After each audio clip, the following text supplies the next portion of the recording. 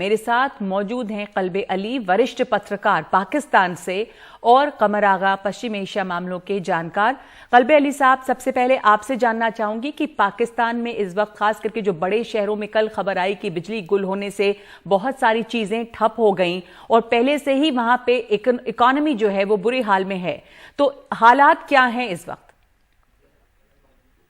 देखिए, अभी हालात अगर हम कहें कि वैसे तो लाइफ नॉर्मल है। ऐसे कोई नहीं हम कह सकते कि हालात कोई बिल्कुल ऐसे गड़बड़ है कि विजिबली गड़बड़ है, लेकिन जो कुछ भी आपने कहा वो सब एक सच है, हकीकत है। और लोग समझ रहे हैं जो महंगाई है इसका ताल्लुक सिर्फ टेक्निकल यानी कि सिर्फ इकोनॉमी से नहीं है। हर चीज के पीछे जो पाकिस्तान जैसे हम सब जानते हैं, कहते भी हैं, ये एक मतलब बड़ा मुल्क है, स्टेबल कंट्री है, बहुत बड़ी आबादी है, हमारे पास वीट का बम्पर क्रॉप हुआ, पाकिस्तान के अंदर वीट के स्टॉक्स भी मौजूद हैं। फिर अगर ये आटे की अगर कमी हो रही है या आटा नहीं मिल रहा या इसकी कीमतें बहुत ज्यादा ऊपर जा रही हैं, दिस इज एक्चुअली करप्शन। और इन सब चीजें जो आपने पॉइंट आउट की, इन सब चीजों का ताल्लुक जो है या करप्शन से है या मिसमैनेजमेंट से है। ये मौजूदा हुकूमत जो अभी आई है, ये आई ही इसलिए थी कि शायद ये इनके एक्सपीरियंस लोग हैं, और इमरान खान की जो टीम है पीटीआई वाले वो इतने एक्सपीरियंस नहीं है।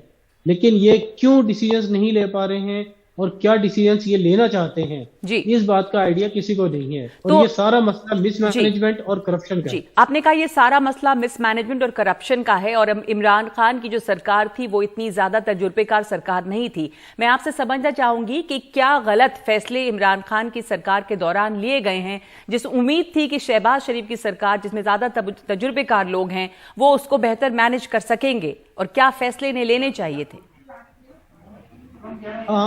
जो बुनियादी बात है यहाँ पे पाकिस्तान की, अगर हम बात करें कि जैसे अभी कल एक ब्लैकआउट हुआ, पूरा नेशनल ग्रिड उड़ गया। या तो एक है जैसे यहाँ पे हम लाइटर साइड पे, जैसे हमारे मुल्क में हम सब तीसरी दुनिया जो भी हम कह लेते हैं इसको, डेवलपिंग कंट्रीज, यहाँ पे र्यूमर्स, अफवाहें बहुत ज्यादा होती हैं और अफवाहों में बहुत ज्यादा वजन भी होता है। तो ये बड़ी एक स्ट्रॉन्ग किस्म की र्यूमर चल रही है आजकल की, किसी ने बहुत ज्यादा बड़ी इन्वेस्टमेंट की है पाकिस्तान में, इस गवर्नमेंट में और सिस्टम में, कि भाई आप लोग थोड़ा सा भट्टा बिठाएं ताकि हम फिर कुछ बड़ी पावर्स इन्वॉल्व होंगी, पैसे देंगे और ये कहेंगे कि लेट्स से अगर पाकिस्तान अपना न्यूक्लियर प्रोग्राम रोल बैक नहीं कर सकता तो और कुछ नहीं, तो जो न्यूक्लियर एटॉमिक एनर्जी के जो पावर वो है, पावर हाउसेज हैं, एटॉमिक पावर जो हम बनाते हैं बिजली घर, उसी को ही वो डिकमीशन करना शुरू कर दे ताकि एक स्टेप तो आगे बढ़े। ये सब बातें ऐसी रूमर्स कही जाती हैं और लोग इस पे इसलिए यकीन कर रहे हैं क्योंकि जैसे मैंने पिछला जो ब्लैकआउट हुआ था 3-4 महीने पहले, उसकी भी कोई रिपोर्ट नहीं आई। कल जो हुआ उस पे एक तरह से 12 घंटे और 24 घंटे के बाद, 12 घंटे में आधा मुल्क और 24 घंटे के बाद पूरा मुल्क बहाल हो गया। इस पे खुशी मनाई जा रही है। जी ये जी खुशी की बात नहीं है, बात तो ये है कि हुआ क्यों, इसकी रिपोर्ट नहीं आ रही। जो इमरान खान के टाइम पे जो छोटी छोटी मिसमैनेजमेंट थी उसी को इस वक्त विजिबली नजर आ रहा है कि चीजों में करप्शन नजर आ रही है। यानी कि फूड सेक्टर में, कि पाकिस्तान में इतना फूड तो अपना बहुत सारा पैदा होता है, वो कहाँ चला गया? वीट ठीक तो है, हमारी अपनी थी, आपने वो कहा कहाँ गई? मिसमैनेजमेंट है और करप्शन है बुरी तरह से, और इस वजह से ये इस वक्त हालात हैं। कुछ फैसले शहबाज शरीफ साहब को लेने चाहिए थे, कमर आगा साहब, जो उन्होंने लिया नहीं, और उनको मदद भी चाहिए बाहर से। पर पहले ही आईएमएफ ने लोन दिया था, साल 2022 में ही मिला उन्हें लोन, अगस्त के महीने में। आईएमएफ की कुछ शर्तें हैं, तो ऐसी उसमें से क्या शर्तें हैं, और क्या दोबारा उन्हें कुछ बेल आउट पैकेज मिल सकता है इस वक्त? और शहबाज शरीफ के लिए क्यों मुश्किल है ये शर्तें मानना या कुछ चीजें इंप्लीमेंट करना ताकि उन्हें अगली किस्त मिले? इसी की जो शर्तें हैं उसके अंदर इनको बजट डेफिसिट जो है वो, जी जी, जो शर्तें हैं आईएमएफ की, उसमें इन्हें बजट डेफिसिट को कम करना पड़ेगा। फिर उसके अलावा जो सब्सिडीज ये दे रहे हैं एग्रीकल्चर में और दूसरे सेक्टर्स में, उसको कम करना पड़ेगा। और भी बहुत सी उनकी जो कंडीशनैलिटीज हैं, अगर उनको ये अप्लाई करेंगे तो कीमतें और बढ़ जाएंगी और बड़ी क्राइसिस खड़ी हो जाएगी। जैसा कि आपने बताया, इलेक्शन ईयर है, कोई सवाल नहीं, हालांकि मुझे नहीं लगता जो हालात हैं उसमें इलेक्शन भी हो पाएगा। दूसरी बात यह है कि नगमा, ये कोई मसला आज का नहीं है, ये तो एकदम से इस वक्त आके सब मामला कोलैप्स करने लगा। ये इन्हीं ने कभी डेवलपमेंट एजेंडा था ही नहीं, पाकिस्तान में कभी दिखाई नहीं देता था, सिवाय वो बेकार की बातें करने के, और उनको पैसे मिल जाते थे। अफगान वार को एक्सप्लॉइट कर रहे थे अपने फेवर में, वहां पे ये जिहादियों को तैयार कर रहे थे। अमेरिका से फंड लाया आते थे, सऊदियों से ले आते थे, यूएई इनको पैसा दे रहा था काफी। उस वक्त उनको जरूरत थी इनकी। अब वहां से पैसा आना बंद हो गया। रिमिटेंसेस इनके पास $30 बिलियन आते थे। पैंडेमिक के बाद से अब अरब वर्ल्ड से रिमिटेंसेस भी आना कम हो गए हैं। एग्रीकल्चर इनके पास बहुत अच्छा था, लेकिन यह है कि 1/3 कंट्री जो है वो पानी में डूब गया। तो मेजर एग्रीकल्चर का जो लॉस हुआ है अभी भी मतलब वो पूरा नहीं हो पा रहा, और लोग अभी भी लाखों लोग को पास घर नहीं है, पता नहीं कितने मकान बह गए। अब उनको $30 बिलियन तो चाहिए रिहेबिलिटेशन के लिए। $9 बिलियन इनको प्लेज किया है। लोग प्लेज तो कर देते हैं बहुत से मुल्क, लेकिन वहां से आना बड़ा मुश्किल होता है, पैसे का लाना। फिर इसके बाद उसमें टाइम लगेगा आने में, पूरा प्रोजेक्ट देना पड़ेगा, यूएन इन्वॉल्व है, तो बहुत सी चीजें हैं। फिर उसके अलावा ये है कि इनके पास फॉरेन रिजर्व, जैसा आपने बताया कि 4.25 बिलियन है, वो 3 हफ्ते का है कुल। अब बताइए कैसे होगा। $60 बिलियन का ये इंपोर्ट करते हैं, और इनका एक्सपोर्ट कुल $30 बिलियन का है। तो देखिए, मुल्क डेवलप होते हैं इंडस्ट्री से जी, या एग्रीकल्चर डेवलपमेंट जो होते हैं, मॉडर्न इंडस्ट्रीज लगानी पड़ी, वो सब कुछ था ही नहीं। इंफ्रास्ट्रक्चर इनका काफी पुराना है। चाइना की मदद से इंफ्रास्ट्रक्चर बना रहे हैं, उसमें इनको काफी महंगा पड़ रहा है। जो लोन लिए गए हैं इनको रीपेमेंट अभी बहुत एक करना है डेट का, वो एक इनको एक डिफॉल्ट भी हो सकते हैं। मेरा कहने का मतलब ये है कि ये श्रीलंका के लाइन पे नहीं जा रहे हैं।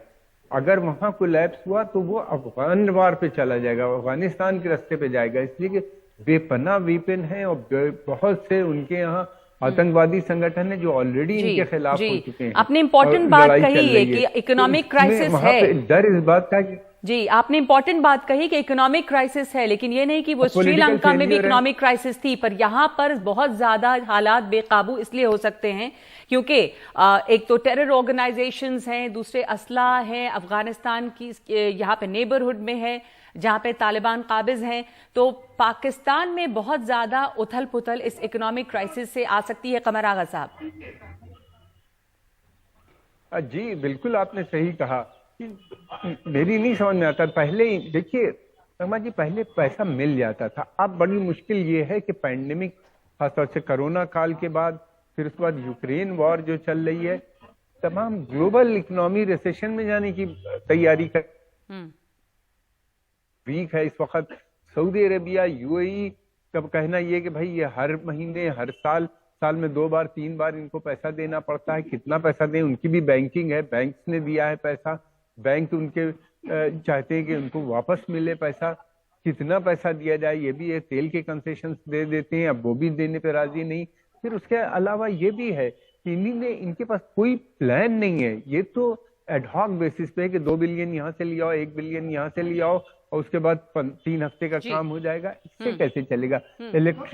कल इलेक्ट्रिक ग्रिड में इनकी जो प्रॉब्लम आई है, पूरे मुल्क में बिजली नहीं थी ज्यादातर पार्ट्स में, कई बिलियन रुपयों का लॉस एक दिन में हुआ है। उनका टेक्सटाइल सेक्टर बहुत इंपॉर्टेंट सेक्टर था, वो बिल्कुल बैठ गया। जी, कई जगह पे फैक्ट्रीज बंद हुई हैं, अस्पताल काम नहीं कर पा रहे, मेट्रो लाइंस जो है वहां पे मेट्रो चलती हैं वो रुक गई थी। आपने कहा कि जो हालात हैं इस वक्त वो आगे बहुत ज्यादा एक अराजकता की स्थिति जो है वो पैदा कर सकता है, लेकिन जो हालात इस वक्त हैं, बहुत शहबाज शरीफ साहब, कल्बे अली फैसला नहीं ले पा रहे क्योंकि इलेक्शन भी है, और अगर वो सख्त फैसले लेते हैं जिससे चीजों की कीमतें और बढ़ेंगी तो उनको नुकसान होगा। पर यह सवाल बहुत बड़ा इस वक्त है जो ऑपोजिशन भी उठा रहा है कि क्या ऐसे में चुनाव पोस्टपोन हो जाएंगे, क्या चुनाव हो सकता है वहां? देखिए, आवाज साहब ने जो बातें की ना, बिल्कुल सारी ही से हम सब इत्तेफाक करेंगे, हम सब करेंगे, मैं भी कर रहा हूँ। और पाकिस्तान में इससे भी ज्यादा हार्ड हिटिंग लोग बातें कर रहे हैं, क्योंकि बात सच है। और इसमें सच्चाई का जो बुनियादी मसला है, root cause of all troubles, वो ये नहीं है कि पहले क्या था। सबसे बड़ा मसला है कि अभी जो हमारे फाइनेंस मिनिस्टर हैं, इसहाक डार साहब, he is not actually meeting anybody. यहां से और परेशानियां सबके दिलों में होता है कि अगर किसी को आप फोन करें और वो रिस्पॉन्ड ना करे तो डर लगना शुरू हो जाता है कि अल्लाह खैर करे, एक्सीडेंट तो नहीं हो गया, परेशानी तो नहीं होगी, क्यों नहीं आ रहा। ये जो गैप है, ये इसको स्टॉक मार्केट्स में और इकोनॉमी में अमूमन सेंटीमेंट्स कहते हैं। जी। ये जो सेंटीमेंट प्रॉब्लम आ रही है वो ही सबसे सीरियस है, जिसकी वजह से लोगों को आगे अंधेरा नजर आ रहा है।